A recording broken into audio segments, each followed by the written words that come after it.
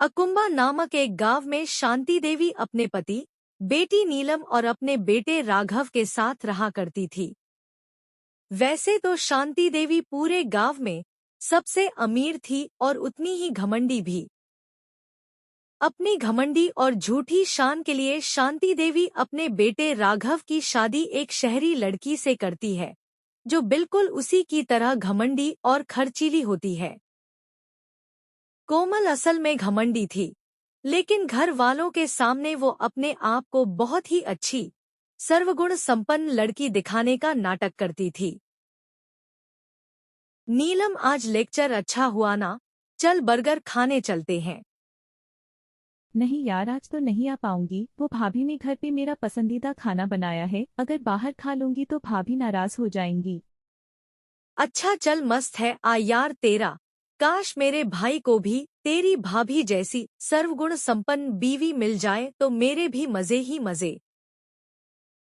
इधर सब लोग कोमल पर विश्वास करते हैं और उधर किसी को खबर ही नहीं थी कि कोमल का एक बॉयफ्रेंड भी होता है, वो भी शादी के बहुत पहले से ही।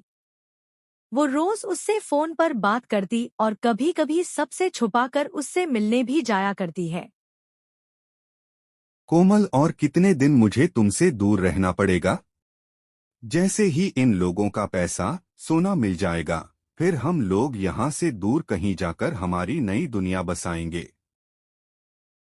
बस कुछ दिन और विक्रम, जैसे ही घर पर कोई नहीं होगा, मैं तिजोरी से सारे पैसे और जेवरात चुराकर तुम्हारे साथ एक नई जिंदगी शुरू करूंगी। अब यूं ही कई दिन गुजर गए। कोमल घर में चोरी करने का अच्छा मौका देख ही रही थी। तभी घर पर अचानक राघव की चाची आ गई। राघव की चाची को कोमल पहले से ही एक आंख नहीं भाती थी। न जाने क्यों वो कोमल पर बहुत शक करती थी। अब चाची को घर में देखकर कोमल परेशान हो गई। आखिर चाची के रहते कोमल अपने प्लान को अंजाम कैसे देगी? शांति देवी बड़े ठाठ से राघव की चाची का स्वागत करती है और उन्हें अंदर आने को बोलती है। चाची जी, आप अचानक कैसे? मेरा मतलब, अगर आप पहले बता देती तो कोई आकर आपको लेने चला जाता। वैसे लग तो नहीं रहा बहू कि मेरे आने से तुम खुश हो। अरे हाँ, मैं तो भूल ही गई, मेरे होते हुए तुम्हारी कोई चालाकी काम नहीं आएगी। अरे बस भी करो तुम दोनों, आते ही शुरू हो गए। और एक बात बताओ लता, तुम्हें आखिर कोमल से इतनी दिक्कत क्यों है? शांति देवी घर के माहौल को शांत करती है और ऐसे ही कई दिन बीत जाते हैं और जैसे जैसे दिन बीतते कोमल की चिंता भी बढ़ती। सुनो विक्रम, कुछ दिन और हमें अपना चोरी करने का प्लान टालना पड़ेगा। चाची जी घर पर हैं और पहले से ही मुझ पर शक करती हैं। ऐसे में हम कुछ भी करेंगे तो पकड़े जाएंगे। कोमल, आखिर ये कब तक चलेगा? तुम्हें पता है ना, मैं तुमसे दूर नहीं रह सकता।